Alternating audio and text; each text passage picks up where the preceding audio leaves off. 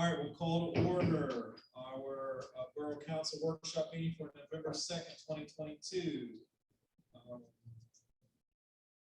Can I get an approval for the meeting agenda?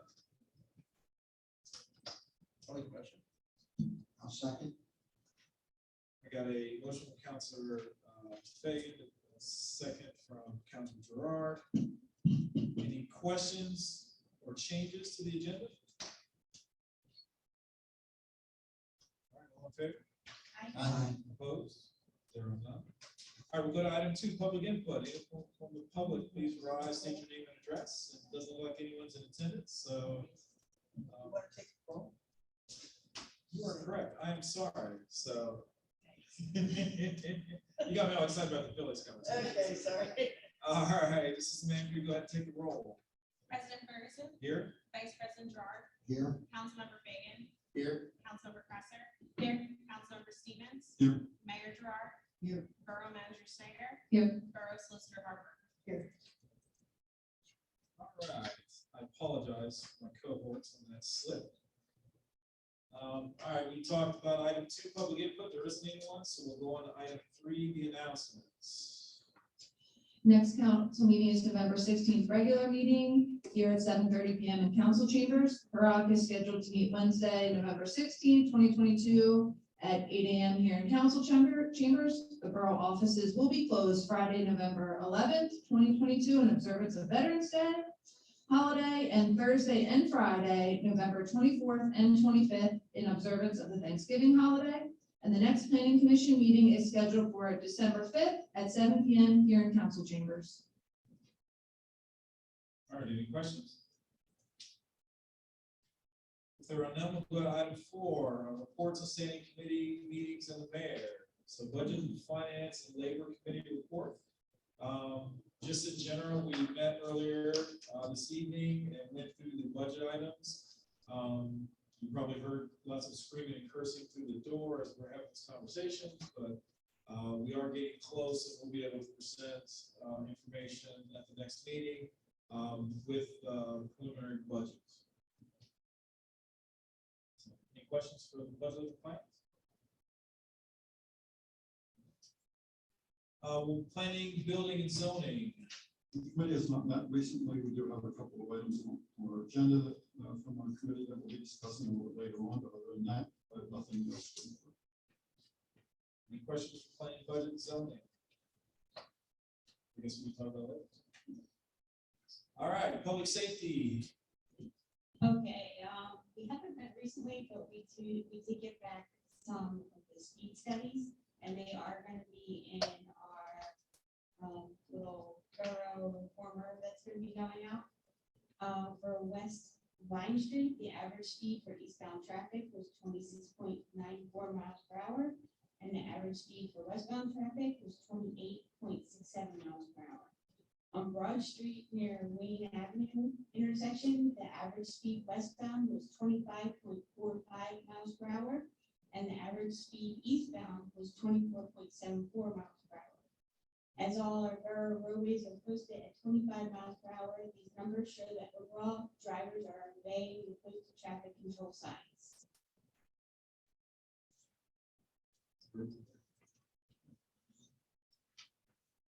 Question on Vine, it's so wide open. So, Yeah. and broad, those are the two. Okay. Any questions for public safety? All right. Public works, property, and equipment. We have not met recently, so I do not have anything.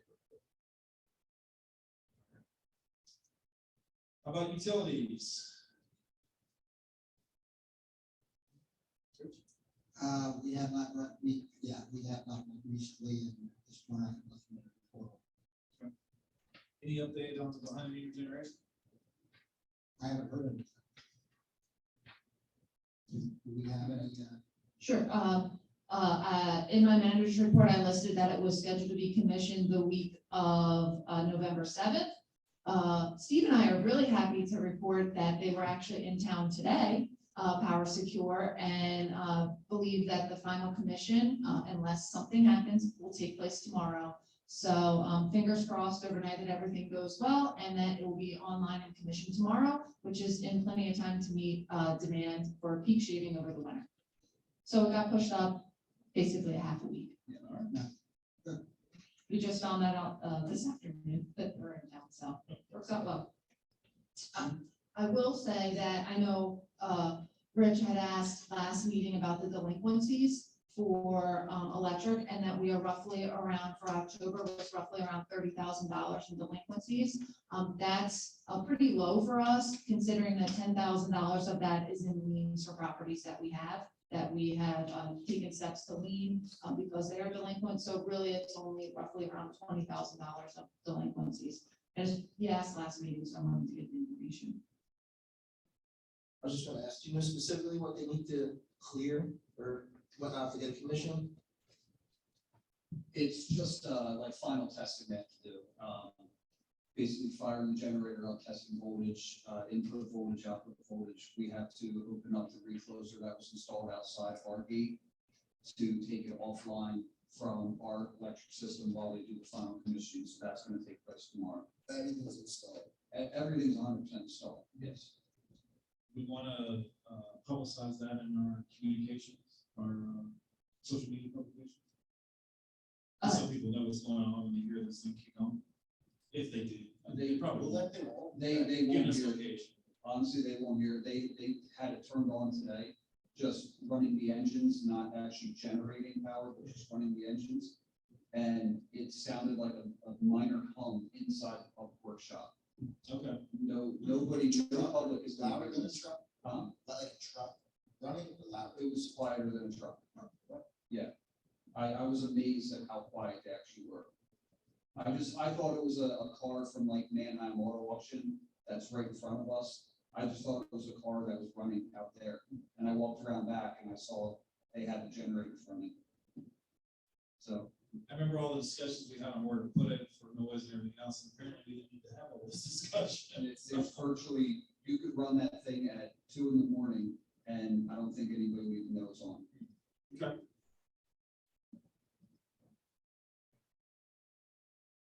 You want to put something on social media anyway, to say it's being commissioned and, or is that, Yeah, I believe we can put something on social media. I believe the utilities committee, should schedule a meeting and meet to talk about policies and procedures of when we will be using the behind the meter generation, and just explain when, power outage happened, those things. I think we have to have a policies and procedures of when it would be enacted, those things, but we can certainly put on that, it is fully commissioned and, for peak shaving. and we should celebrate as much pain and suffering as we've had this for such a long period of time, so, all right.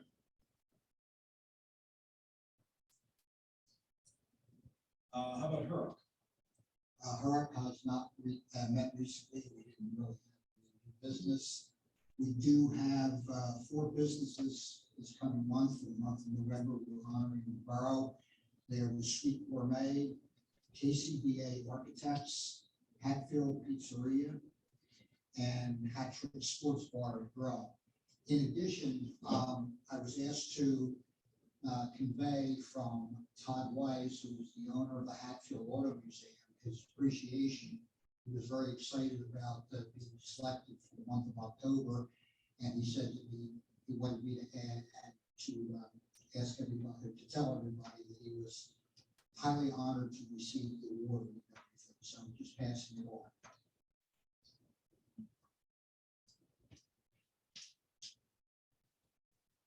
Any questions? All right, let's skip the dual action and go on to Mayor Gerard's report. Now, I reported on the recycling commission meeting that I attended. Everything's summarized there. If anybody has any questions, I'd be more than happy to answer them. The one thing I want to point out is that at the meeting, we voted to distribute the grant money, and we received a check in the amount of $7,000 for the borough. So, in addition to the recycling commission, I just want to thank everybody who participated in the park cleanup this past Saturday. I was kind of amazed by how much trash there actually was there, because it looked very, very clean. But we managed to find something, so I just want to thank everybody for participating. And also, we briefly discussed what we'd like to do in 2023, so. Okay, that's it. Any questions for the mayor? All right, if there are none, we'll go on to item 5, reports and correspondence. The monthly investment report. The monthly cash accounts report and investment report were in your packets, so you can see where we were at in all the accounts as of September 30th. And then moving on to investments, you can see, again, there was a loss in September of some funds in our investments. I will report that Budget Finance and Labor is discussing our options for investments and what that means moving forward. So if any decisions are made or they have any recommendations, that we certainly will share that with council. But it is something right now that they are evaluating and are aware of. We're just looking at some options of what we can do moving forward. Yeah, it's still a shame that that's still in the red, so.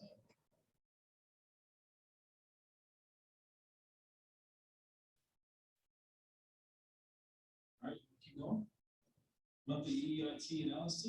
So your monthly EIT and LST reports were in the packets. Wanted to highlight year-to-date versus 2022 versus 2021. We are up $38,000. So looking good for EIT. Estimated for our budget year is $425,000. So we still have a little bit of ways to go, but happy to report that we're above in $38,000 in 2022. Continuing the same, just not as significant numbers for the LST for 2022 versus 2021. We're in the positive $6,000 over what we were last year, year-to-date. And we had estimated in the budget that we would only collect roughly $35,000 budget. So we're already over our estimated budget for 2022. We will certainly look at that moving forward for budgeting for 2023. All right, any questions? Police reports. So the lieutenant was unable to be with us this evening. She will attend the regular meeting in November and provide a report. She did want to highlight that she knows election day is coming up, and a lot of times there are questions about election poll safety and those issues, and that officers have already received information from the state, and that as of right now, there were no credited sources of threats or anything at any polling places in Hatfield, and that they certainly will respond to any crime or any emergency that would take place the polling day. But if there are specific issues at the polling locations, that you should talk to those officials that are controlling the polling locations or working the polling locations before the police are called out to the scene. But they certainly are aware of that is election day, and they will be circling the area.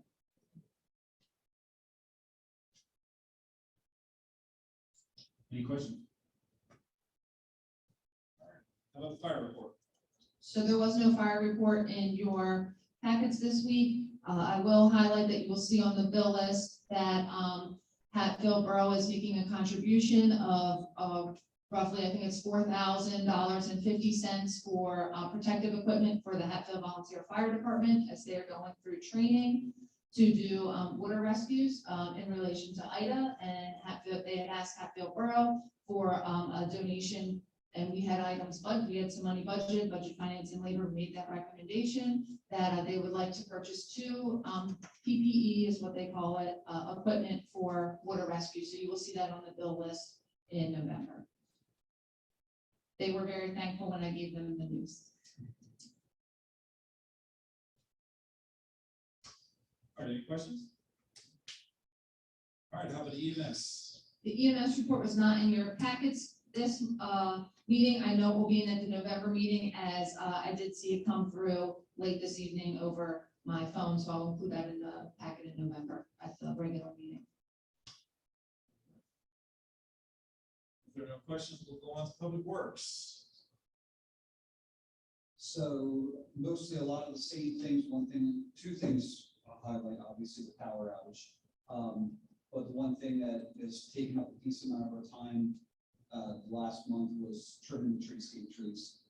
We actually were able to not touch them last year, but we're paying for it by doing more now this year. So we did catch a lot of flack in the past for how short and hard we cut them in the past, which obviously affected the trees not at all. So that's why we were able to skip last year, but, you know, I made a high recommendation to the guys to not cut them as hard this year. And I don't know if anybody's noticed, if you haven't, that's a good thing. That means they look good. So under the power outage, I have my outage report in there. Basically, a hawk made contact with primary wire and a ground wire on a single phase spur of our primary on Diamond Street, on the Chestnut Street circuit. One thing I'll note is if we had sectionalizing fuses installed, only a very small select amount of people would have lost power. Obviously, we don't have them installed. Our recloser operated as it was supposed to. The problem we ran into was the PPL has been installing a certain type of recloser at all locations that have behind the meter generators. It's a way for PPL to add added protection to themselves from any kind of fault that could occur from the generator, which there's already measures in place to protect from any such fault. The settings on PPL's recloser were set substantially lower than the settings on our recloser. So as our recloser was going through its open and close cycle to try to clear the fault itself, the fault made it to PPL's recloser, tripped it instantaneously, and the entire town went out of power. I didn't have the luxury of being in town at that time either, so it was obviously scheduled. It seems to be every time I leave town, something happens. So my manager informed me that I'm no longer allowed to leave town. So that's about it. Right now, Jamie and I are working with PPL to try to coordinate our recloser settings and their recloser settings to get some kind of correlation there, so that way our reclosers can do their jobs before their recloser trips out. So that's where we're at. I've been communicating with PPL. I've shared our settings to them. They're going to run a coordination study on their recloser to see if and what can be done. You know when you're supposed to get feedback on? With PPL, Jason, really, I always ask. I can give you an answer, but I wouldn't hold your breath. Okay.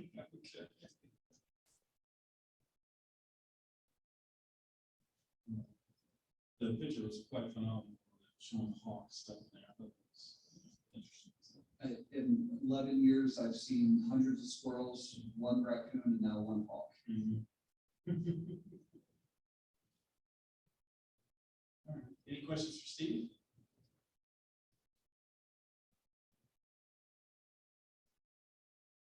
All right. If not, we'll go on to our engineering report. The engineering report was included in your packets. I just wanted to highlight that we're working really hard on the Broad Street storm sewer and North Main Street storm and sanitary sewer improvement project. We really want to get this project out to bid this year so we can have a shovel in the ground in 2023. Running into some issues with the HOP permit through PennDOT. We've had a couple submissions. As you know, I've mentioned before, we're working on a detour plan. So that would hopefully save some time with the project and have a safer project as well. We ran into some snags there that we're working through. Recently, we've ran into some snags with them requiring a half width lane mill and overlay for a road that is scheduled on their current 5-year plan. So PennDOT's 5-year plan. So we're just kind of working through that. That's all part of the process. They've been really good to work with. It's just we have to dot our i's and cross our t's, and that's just part of the permit process. So once we kind of get those things taken care of, and the HOP permit is submitted and we get that back, we're hoping to have the bids up and ready, and we can have the by the end of the year get the bid numbers back, because that's going to make that's going to be the deciding factor of a lot of budget items for our capital projects next year, because that's our really big, right now, before it was COVID, $1.6 million project could be closer to a $2 million project. We don't know. That's why we want to get it out to bid so we can get those numbers back to have a better understanding for the budget for next year. Is there, we confident that we're gonna make it to get it out in time? To get everything incorporated in the book? Yeah, I talked to Chad and, we're only, a couple weeks away from, final submission on this permit that we've been going back and forth with. And, one of the last items we have to do is talk to the developer, up the street at 200 North Main Street because of the zoning hearing board decision with the pipe that was placed in, supposed to be in the ground. Are we incorporating that in our project? Are we not incorporating that in our project? That meeting is gonna happen in the next, week. So, once we have those things, I think we're gonna be ready to put it on pen bid and just wait for the bid results. So once we have a number, I think we'll just be more comfortable knowing what that number is moving forward, because we had projected 1.6, and then that's just the way the COVID happened, and then prices increased. And we don't want to leave it in our budget at 1.6 if the number is really 2. We want to be able to be fiscally responsible and financially responsible, so we would just like to have that number back by the end of the year, if possible, if everything falls in the line. Right now, we're still on schedule for that to happen. We'll see.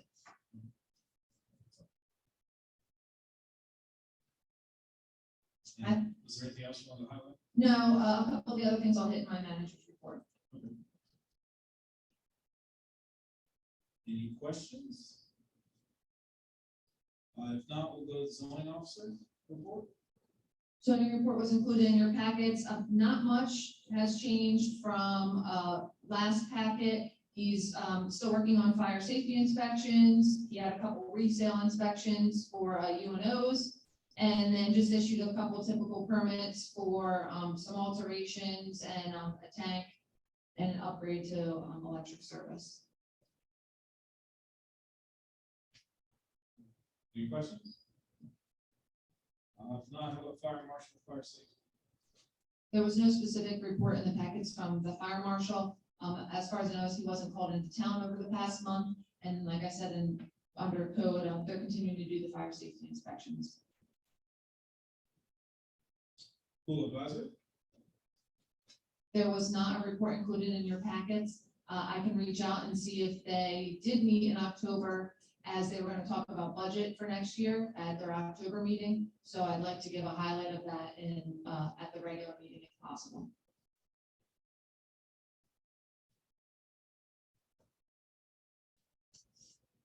All right, any questions? Go on to the manager's report. All right, Madam Manager, go ahead. So my report was included in your packets. A couple things I wanted to highlight. First, under land use and development updates, we continue to work with Bennett's Court, and we're now working on the developers agreement to get this process moving forward and continue to move forward. We've had a couple meetings and just trying to get some escrow things settled and get the developers agreement underway. I really wanted to highlight G, which is 23 North Main Street. A new sketch plan for that property was submitted. They will be on the December Planning Commission and the December Council meeting for discussion. This new sketch plan has a proposed 22 units and 4 stories located at the 23 North Main Street property. So the developer will be in to discuss the sketch plan at the Planning Commission and Council meetings in December. Under outstanding project updates, wanted to let you know that we did get the $200,000 for the CDBG as a reimbursement from the county for Orchard and Forest Way. We are still waiting for the reimbursement for the East Lincoln Avenue Bridge. That's roughly $1 million. We passed that resolution at the last meeting. The paperwork is all done on the borough side. It's now back to PennDOT side to finish up their items, and then we should be receiving that money shortly. Once we receive that money, we will be paying down a lot of our debt with the $1 million that we received from the bridge reimbursement and the $200,000 from the CDBG of the borrowed funds. We get that by year's end. Yes, we will. Yeah. She said it was just a couple things she had to do and submit, and then we should be receiving the money. So I asked Diane Daly if it's coming to our account. So I would be expecting it hopefully by the end of this month. And then, like I said, we will reach out and pay some of make significant payments for our debt. Some items of interest that I wanted to touch base on was, the 2023 budget timeline update, just making an announcement, and President Ferguson did during Budget, Finance, and Labor, that we will be discussing and presenting at the regular meeting, the, proposed 2023 budget for council to see and for public discussion. 2023 as advertising requirements memo. This is just something that I've always done in the years past, that just kind of outlines if there would be any increases in taxes or electric rates or sewer. But this is kind of what we're looking at by the end of the year, what we would have to pass, or what we wouldn't have to pass if we were doing any type of revenue increases. It's different if you are raising your mills versus raising electric rates. So I always just try to put something together so you can kind of see what to expect over the next 3 meetings before we get to the end of December. Wanted to include also that there is a PICO rate increase, and that memo from PICO is included in the packets. Just wanted to highlight that the average residential customer bill would increase approximately $8.56, or that's a 9% increase, and the average small commercial customer bill would increase roughly $20.30 a month, at that's approximately 4.8% increase. I know some of our customers in Hatfield Borough have gas through PICO, so just wanted to put this in that report so we could let them know. PICO does offer some financial assistance programs to help customers. We can certainly help advertise that if customers are coming in and questioning rate increases associated with PICO. And finally added at your places tonight was the Montgomery County Boroughs Association dinner invitation. That's for December 1st. And if you are interested in attending that, please let Katie know so we can add you to the list. Were there any specific questions associated with my report? I just had a question about Edinburgh Square. Sure. I saw them doing some excavation. I thought they were done with the construction. Was it the basin work that they were I doing? think so, yeah. Yeah, so they had to, I don't want to know if the word retrofit is best, but they had to do updates to the basin because it kind of grew in over time and make what it's supposed to be. They had an engineer come out, Gus from Merchants was out there making sure everything was correct, and that's how the basin is supposed to look and function. So they were doing that. I do know that still on their plate is the full road mill and overlay, full width road mill and overlay that they are required to do per their agreement from Coffle Road down West Vine in front of their houses that they built. So they still have to do that. In correlation with that, they will be striping the road for them, and we will pick up on striping that we had budgeted for this year and go all the way down West Vine. So we're waiting for their mill and overlay to be done, their line painting to be done, and we will continue the line painting down West Vine. Are they still scheduled to get done for the end of the year? So I'll add to that. I believe an email came out today. They're talking about starting on the week of November 7th to come out and do the mill and overlay. So that's what they're scheduled to now. Yeah. Okay. And we'll put notices out on social media so everyone knows what's going on. Yeah, we're working the area or send a ready Monco alert. Okay.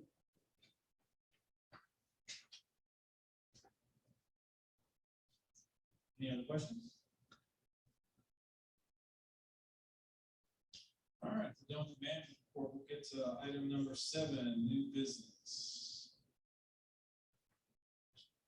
So, new business, the first item is the 2023 meeting dates. So these are the proposed meeting dates for 2023. There are a couple items that, need to be discussed. So, moving into February, we can't have a meeting on February 15th, which it would normally be because there's a conference being held. So it's proposed on February 22nd, but that means you have back-to-back meetings February and March. Because Steve and I will be out of town at a conference on the 15th of February. So that's why that is proposed to be pushed back a week. In June, for example, 14th, it's pushed up a week. There's a schedule conflict. Then August 30th, it would be your September workshop meeting like we had this year because PMEA, there's a conference the first week in September. In the planning commission, the January meeting will actually be December 19th of this year. And then another planning commission meeting would be July 10th instead of July 3rd, which is the first Monday, because the 4th of July holiday. I know that falls on a Tuesday, but a lot of people go out of town for a long weekend. So we push it back, and your planning commission always has to come before your first meeting of your council. So those are just a couple dates of why things change. This is just a draft. I want everybody to go back, look at their calendars. If you have any suggestions or changes or conflicts, let us know, and then we can work that out. Currently, the workshop regular meetings begin at 7:30 p.m. and the planning commission meetings begin at 7 p.m. This visual is great. Very helpful. Yeah. You know, Katie does this for me because that's what I used to do for Mike. And then so I'm like, oh, so let's just put it in the packets because I think it's just so much easier to see it. I'm visual. I always say that to everybody. It's easier to see how it works out, where your meetings fall. So right now, it's just a draft. If you have any comments, would like to hear them, we'd like to put it on for authorized to advertise at the November meeting so we can get it in for December and advertise. I just have one comment. Myself and the mayor will not be available on the 22nd of February. We already have a trip scheduled based on the old setup. Expecting to be on the 15th. So we will not be available on the 22nd of February. Okay.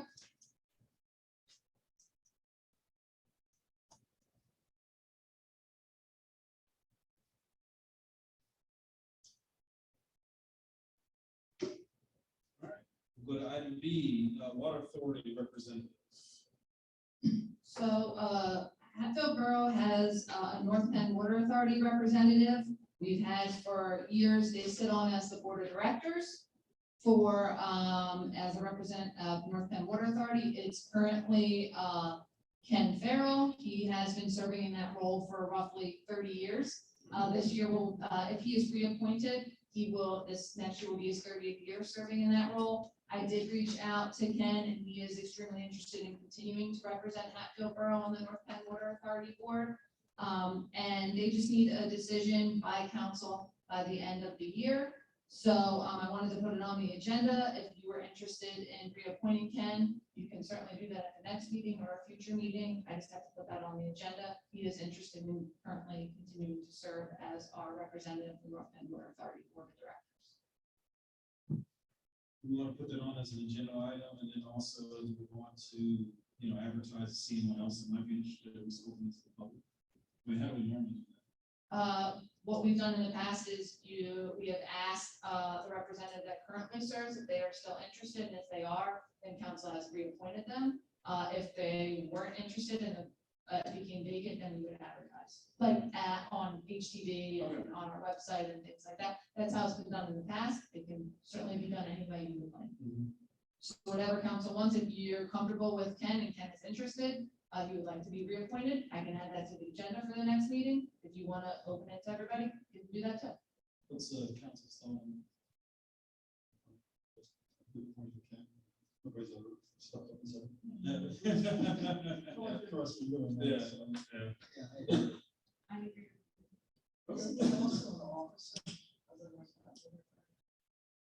He has been president before, secretary before. I think they kind of go through. I think he's currently like assistant secretary or something on the board. Yeah. Let's put it on the action item for next meeting. Okay.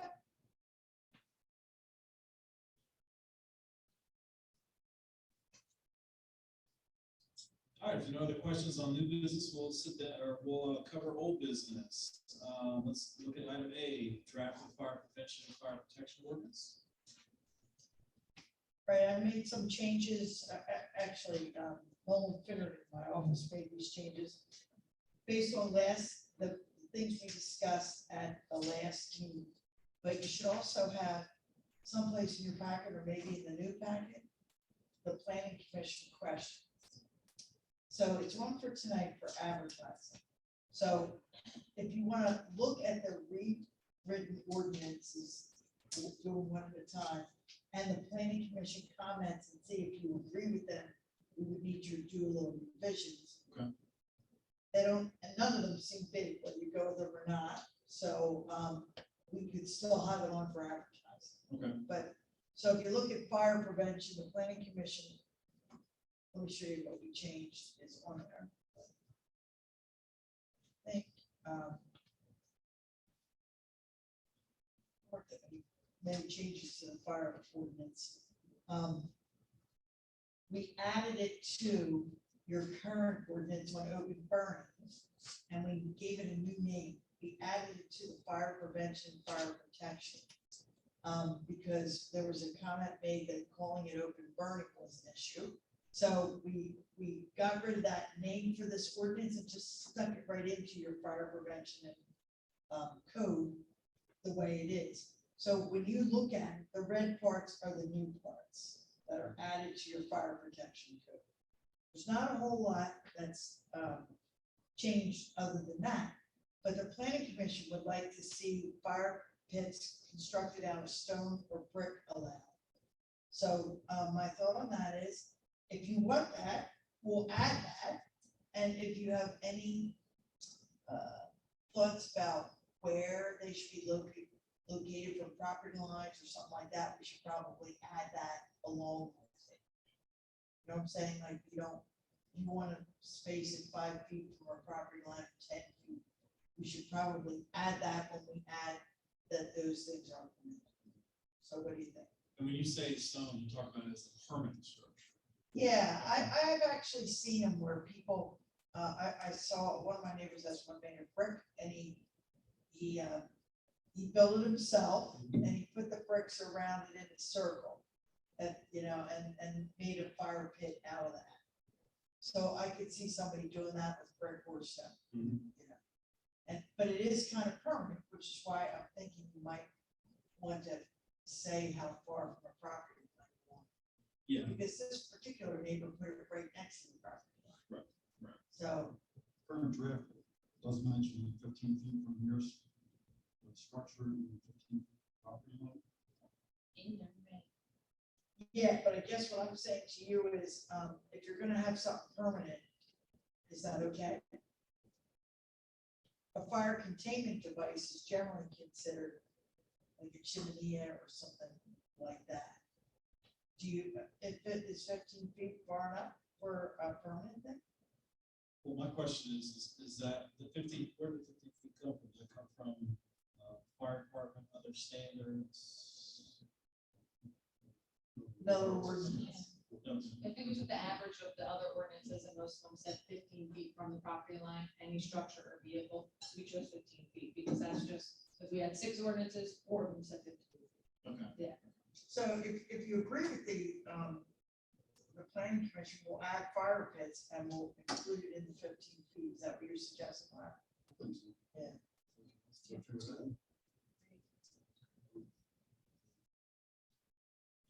When you say the ones that were like 4 that's 15 feet, was that like the minimum, maximum? It just said 15 feet from any property line, like, and I.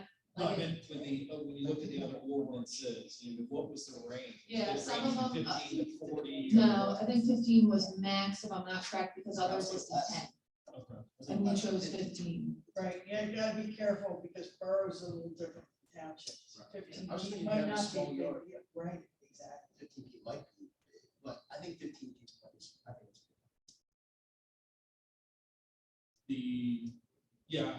I think 15 works as well, so I was just trying to understand. Yeah, when we saw one that had 10, the Yeah. other had 15, yeah. And I apologize, I don't remember, is there anything, if we talk about a permanent structure, would they have to then go through our permitting process to build that? Is that something we would specify in this? Yeah, I think that depends. I do know that, with the bricks and stone, you can actually buy kits at Lowe's that are like bricks and stones to build your own fire pit, not just like bricks and stones. They have like kits. So I think we didn't choose, or the committee didn't choose you to go through a permit process for, a fire pit, but if it was gonna be something permanent, you can certainly add that, like this one would then need a permit. That would be up to you. What do you think about that? I mean, currently you do not have a permit to do it, like there's a patio, it's, would You would do need a permit permit for a patio because, that would be like pervious versus Okay. impervious structures and those things, and sometimes you might need footers or those. Well, I think a patio, usually, yeah, that's like the addition of our patio. Yes, yeah. I don't think you need a permit, I don't think you should need a permit for a fireplace. Yeah, I guess part of my thought is that it's an open flame, right? So it's, is that something that we need? I don't know. Would somebody even think of that if they were gonna build one though, and then would they come to us and do it, or if they're just gonna build it, probably, that. I don't think you can't think of a permitting process, I mean, you could have something go out and inspect it, I guess. What would it cost? I mean, doesn't, I don't know if it's Saying worth. the permit, like, how much? $25. Oh, only 25. That's just. Oh, you're saying, you would have to pay for it too. Yeah, yeah, I guess, because at the end of the day, if we just let people put a fire pit out on their property, is there anything we need to make sure that it's not near brush or any other fire concerns that Or would is that impact just the on community? the line, just their, I don't know. I don't know, that's why I'm asking the question. Since before we weren't talking about permanent fire pits, we're talking about ones that are portable. Right, So no, I I would say understand. permanent. So- Yeah, I believe, and I don't want to misquote myself, but I believe in Montgomery Township, for an example, they have a paid department, and that is one thing the paid department does, is inspect these, fire pits or chimneys or those things to make sure that they're in the correct place and location, along with, if they were gonna build, that they had to be, in the correct location, away from things. But that, I think that's a service of their paid department offers, like, they also are the fire marshal, and they're different than the paid department. I'm not sure if that would be something you wanted our fire marshal to do when it came in, or that'd be something you wanted Bob to do. But I do know other municipalities have that, and others don't have anything like, that you could just have. It wasn't specifically listed in the ordinances. I think if one is placed in what is sensed to be a dangerous location, a neighbor would surely be the one that would report that, and then we could certainly send someone out to look at it. But I don't know if we need to go through a permitting process. Right, if they build it 5 feet from the property line, Neighbors. it's a code enforcement issue. Even without a permit, it's a code issue. True. Yeah. Right. Because the ordinance is gonna say 15. And they'll have to take it out, but it's not like a big deal thing to take out. Even the ones made of block, they are generally aren't cemented together or anything. It's just block slate. They're very temporary, They can be, right? although they can stay in place for a Right. long period of time. Not really. Yeah, okay. So we will add fire pits 15 feet from the property line without a permit. Right? We won't say that, it's just not for the permit, right? Right. The other question that the planning commission raised with regard to this ordinance was specifically call out how ash should be disposed of or not disposed of. What do you think? And the reason what would be the answer on So I believe the theory of what the conversation was for the planning commission was just, if you had, of course it calls out you need water, but if you had hot ash and somebody put hot ash and they didn't put it in a bucket to let it cool and they put it in a trash can and it caught on fire, or they didn't want people to take the ash and dump it in the cricks behind their home more specifically. Is that a way to get rid of, as there's a lot of cricks that run behind residents in our community, that they just didn't want things being dumped in the creek. They thought that people certainly could add them to their compost pile. I think that was discussed because people like to do that for gardening, or maybe it should call out that they should have a proper, I don't know if it's UL regulated container to dispose of ash, and then they can put it then in their trash. Or if people just doused it with water, whatever you wanted to call it. It was just a comment that maybe it should be listed. What did you guys think? Our ordinance currently doesn't make anything for people how to dispose of their ash in the fire. Correct. So I think this is probably necessary. We need be, I mean, the one point that was good is about the disposing of it in the water system. So that's, we want to specify something there, or do we already have something that's covered in our ordinances? Let's say you can't dump materials. Can you dump leaves in the creek? That's so what do you, could you put actually, right? You're not supposed to put anything. That's right. For that. Okay, so don't add that provision. Yeah. I think, I think if we feedback to the planning commission, we can say we feel like that's already covered. Covered, Yeah, yeah, from a dumping standpoint. Now, whether someone's gonna put hot ashes in their trash, I can't account for poor judgment in that regard, so. Good word. Right. It's just, not that somebody won't do it, but, I like it, I was very choice about words, my solicitor just said the point blank, right? That's dumb. Okay, sorry.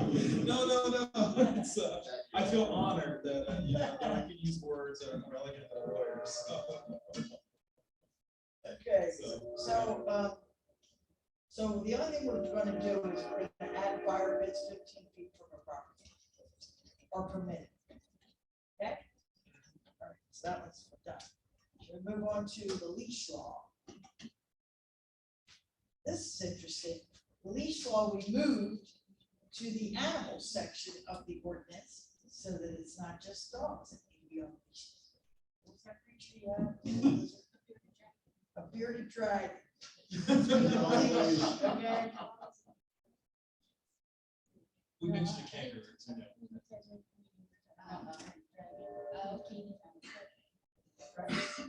Our bearded dragon can, if it's on a 6-foot long leash, come to the meeting and take care of it. So we made it pets. Okay, we made it pets and we put it in the animal section and we call this leashing of dogs or other pets. Okay, so the planning commission's comments are that they wanted to make it explicit. This is what the ordinance says as written. Dogs or other pets are permitted on a leash and under control of a handler in all public spaces, including parks, sidewalks, or public streets. Okay? So, and then we reference the leash law. The planning commission comment was that they want to add specific wording for public right of way, meaning you walk the dog in a right of way. As long as it's on a leash. Is that okay? Should I add that? I mean, I don't see a difference. It seems like all public spaces will cover that, but Right. is there something that's not a public space that would qualify for, like a railroad track or? An alley.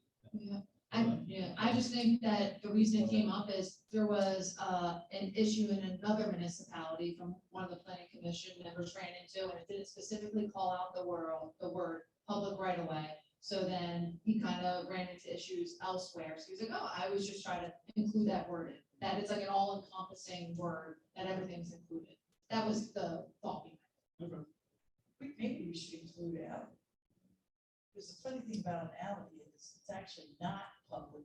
It's, we might say it's public right away, but it's not a publicly owned thing. It could be owned by 12 families though, or 6 families. So I think we're gonna add an alley too. You know, because you could be walking your dog down the alley.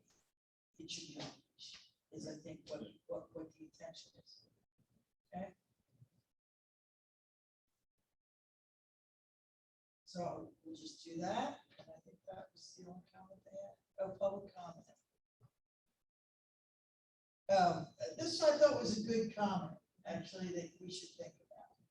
It says retractable leashes are much longer than 6 foot. And the way the ordinance reads is not exceeding 6 feet in entire length, including handle. And a retractable leash is definitely not gonna fit that, because the entire thing is probably 12 feet. I don't know, it's much more. But what if You you, can still use that, you just have to keep it within 6 feet. right, you do, so I think the language should say on a leash not exceeding 6 feet in length. say get the leash hand. portion without getting any arm length. Yeah. I think it gets a little, confusing, Right, but I guess I can see some big tall guys get on that. I 6 would- foot long arms, and that makes it I would tough. make that a little more specific though, because the way this reads right now says, must have said dogs or other pets on a leashes not exceeding 6 feet. And what I would say instead would be on a leash, including retractable type, not exceeding 6 feet. because Put that. then you can have the specifically in. retractable leash Right. and you have it stuck at 6 feet, Right, right? but I would just put that in there specifically, including retractable leash. This is very non-specific. with Right. leash. Is there, as we're talking about, is there a reason why it was referred to including arm length? Is there, like a provision that they want to keep dogs within a 6 foot radius of the owner? Is that why they specified including the arm length? Entire length, including handle. I Yeah. think they wanted it to be 6 feet, but I think they wanted people to have a leash that's not a retractable leash, and they're pretty popular. So the Yeah, person yeah. may not have anything other than a Mhm. leash. So to Joe's comments, we could, if we write it differently, retractable leashes are allowed, but only up to 6 feet. Yeah, again, I'm trying to. Extended to 6 feet. Yeah, I'm just questioning, the 6 feet radius including arms, because my first thought was, well, if we define the leash at 6 feet, then we don't care about the arm length, but I'm just wondering the zone around the owner, how they came up with that, is that they try to keep it within 6 feet to protect? It doesn't actually say arms, it says hand loop. So you don't attach something to the leash to make it long. Is that the way it's? I mean, you could say you have a 6 foot leash, but I just not attached. Well, Isn't it's that what the actually hand- the isn't that color hand, like, under what arm. hand is? The loop on the end that you put over the wrist that you put up. Well, I remember the dog we had a retractable leash, but it also had a little control on there that it would go out. And you could just put your finger or Correct. thumb down on it and it would stop it at a certain point. Right. Now, if you wanted to leave it all the way out, that's fine, but, if you wanted more control, you would only maybe let it out 3 feet and then, place. So if somebody lets it out beyond 6 feet, then they're breaking the ordinance. Right. Right, and they're also probably not fully in control of Right. said dogs or other pets. And it doesn't make sense, because the dog could run 20 feet out and run the leash. Right. If it did that, then it would be. All right? So we'll make those changes to that one. The gentleman that wrote the email, he also stated, his opinion that, secondly, I oppose the restriction on athletic fields, etc. He feels like that's way too restrictive. How the ordinance says, dogs or other pets are prohibited from all athletic fields, playgrounds, or fenced sport surfaces in all parks.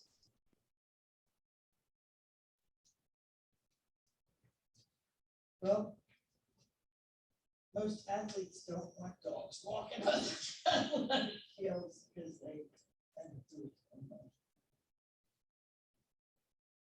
Although we do say dog and other pet waste must be cleaned up. Yeah. So is that what, I mean, is that what that means? They're not allowed in the parks at all? No, you have to have them on the leash. They're not allowed in the top I lots. mean, that's not, it says dogs or other pets are prohibited from all athletic fields, playgrounds, or fenced sport surfaces in all parks. In all parks. In all They're parks. allowed in the park, they're just not allowed in Oh, like on the baseball playground, fields. the fence court, or on the ball fields. Or like in ours, it'd be the playground areas where the mulch for the kids play. So, Problem letting them in those places, sometimes we would turn them into, dog parks. so, Right. Right. So, everybody cool with the way it's written now, or do we need more changes? No? Okay. my last question, so are we still saying within 6 feet total distance from the owner or 6 feet on top, leash? The leash Distance. is 6 feet. Irregardless of. Regardless of our limits, okay. Right. So it's No, really, again, I'm just- no, it's gonna be like, he's right, it's gonna be like 10 feet. It's really like a 10 feet Well, that's what I'm trying to understand is that, you know, what is that circumference around somebody? That's not, in it. It's just a, like, the leash. Okay. is all that. Okay. Right. That's the way it's written, okay? All right, then the next one is the collection bins. And I'm sorry, we're adding the retractable leash. Correct, we're adding retractable leash, and we're making it clear that it's 6 feet, even if it's retractable. Okay, moving on to draft collection bin ordinance.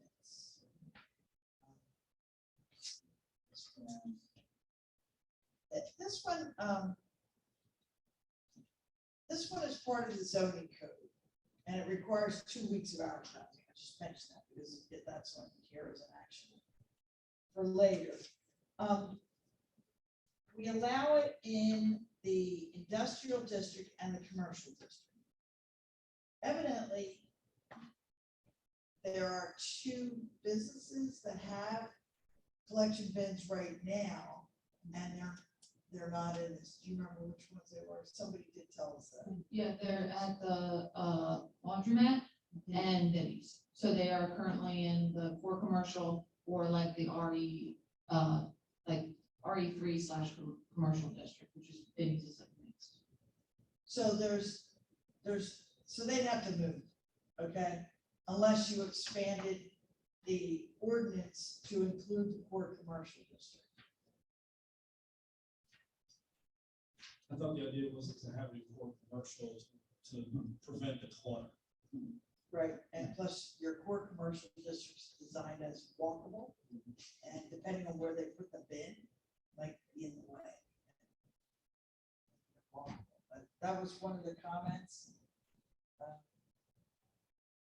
Snyder Square's not actually in the borough, so not our problem.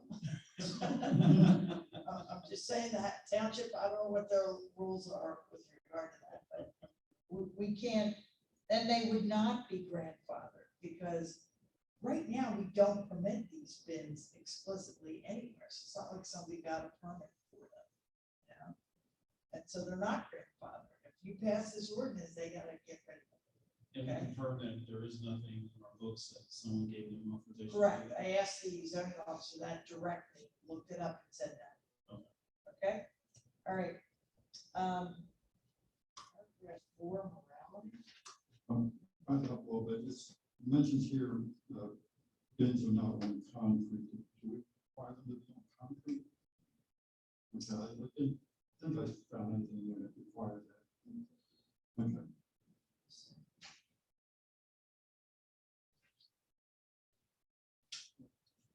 Yeah, so I would think on a paved surface. I think we defined it as an accessory building or accessory, like a shed or something like that. I don't know that they're required to be on concrete. No, I didn't think so, but that was mentioned, so Right. question mark, this is something.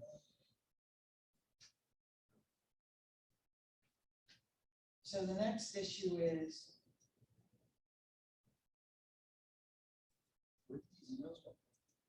A gentleman submitted them to myself, But like, no, like what? a resident. So a resident, From the planning commission. Like, no. No. What is he referring to? What's he looking at? Where did he get? so he looked at the packet online and watched the meeting last time, and then those were his questions that he had. So I responded to some of his questions, but So he found it through the website, he found the. correct, yep, yes, he goes on and watches, either he watches the YouTube channel and Yeah. watches the meetings, and I know he checks through the packets, and those were just his questions of a way to like ask you, and I said, we'll talk about them at this meeting, and if you watch the meeting, and or I will email you after the meeting with the results of, He just- the answer. Yep, he just emails me directly. okay, That's great, that's So- encouraging. Yeah. right, so let me read paragraph 4 to you, so you can see what the issue is. A permit issued for the purpose of placing collection bins may be denied, suspended, or revoked at any time upon proof that the application for the permit contains false information, that the permittee has been convicted of a crime of fraud or felony or crime involving moral turpitude. The permittee has failed to comply with any rules of conduct prescribed in this chapter, or clothing or other articles or objects are left outside the bins. Okay, so I think the issue here is that generally speaking, these boxes are for charitable purposes, used that way.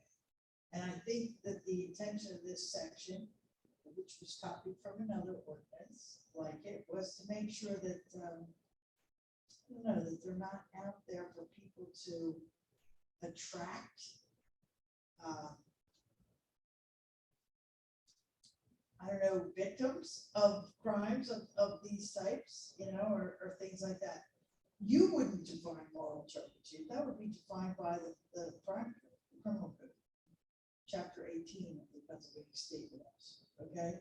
And there are certain crimes that are done that way, and you don't want to encourage them, like you don't want somebody hanging out there who's, or have it close to their home or business or something, who is, gonna watch for people and take advantage of that.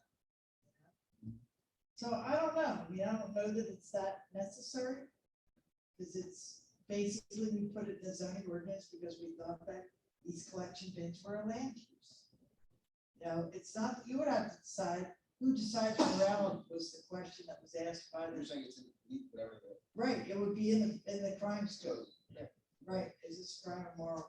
Do you want a guy who's been convicted of sex trafficking to have one of these bins and to hang out there to, catch people? I don't know, and because we have, Megan's law, that we have people who live all over the place, including in the borough, who are on those lists, I'm thinking of another angle though with this, which would be, okay, you would assume that if you're one of those out there someplace and collecting old clothes, shoes, whatever, it's for a charitable organization. Right. Maybe it's not, maybe somebody's collecting the stuff and maybe reselling it for profit. That's how I. Right, and I guess that's true too, and that would be a problem because you don't want that kind of business necessarily. But then for the permitting process, they would have to submit an affidavit or something indicating that we are a charitable organization, nonprofit, whatever. So, that would circumvent that happening down the road where, in theory, you would get somebody collecting clothes to make money. So you're actually suggesting that they're collecting clothes fraudulently.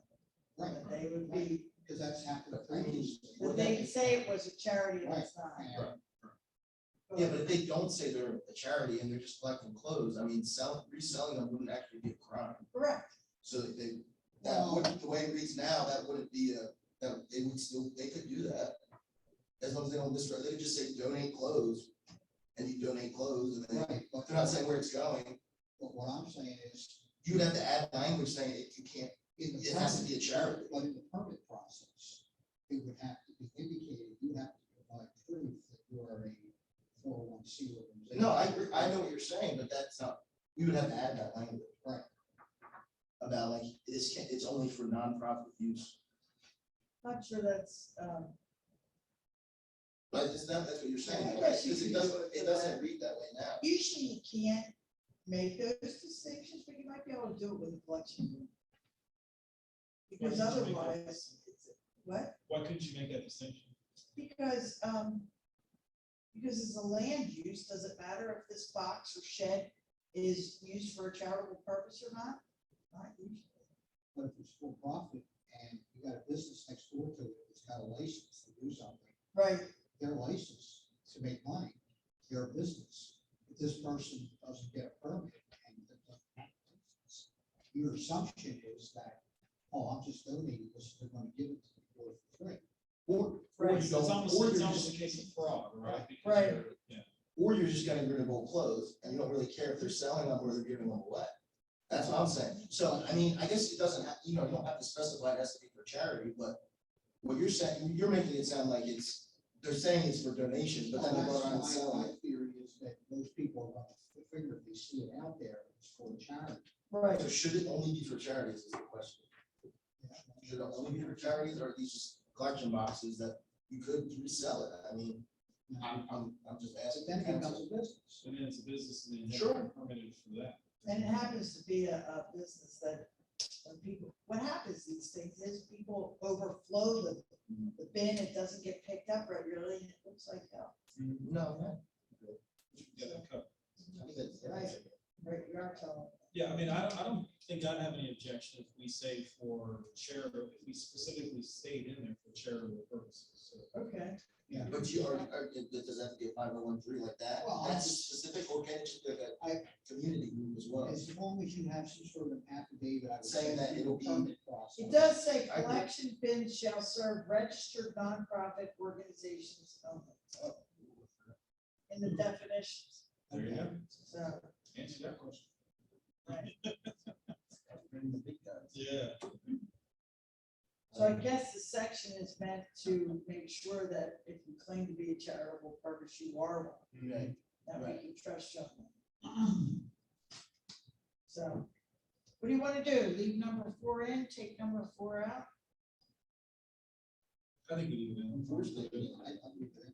Okay, so this one then is ready for prime time, no amendments, unless somebody else has got one they want. I don't have an amendment, I just have a question. Since the two businesses that have them today would not qualify, have we sent any kind of notification or let them know that this is coming? Well, my advice to Jamie was to do it afterwards, to say the borough's adopted an ordinance, you're gonna have to get. rid of Okay. these bins. So that way there's no. Right, and then give them time. Yeah, yeah. Give them time so that we don't have, send them a violation notice, what? Yeah, okay. So I think that would be the better way to do it, No, I think your strategy makes sense, so you're right. Okay. okay? Because I don't think you want a proliferation, I mean, the whole reason we're doing this ordinance, I'm looking at the page, is because we don't want a whole bunch of these things littering up all the weekend, right? So, okay, so that one's ready as it is, and tonight you have action items on advertising. And fortunately, Jamie has picked your December meeting, I believe, for the advertisement, so if we get on it right away, we do have time to advertise the zoning ordinance, which takes long.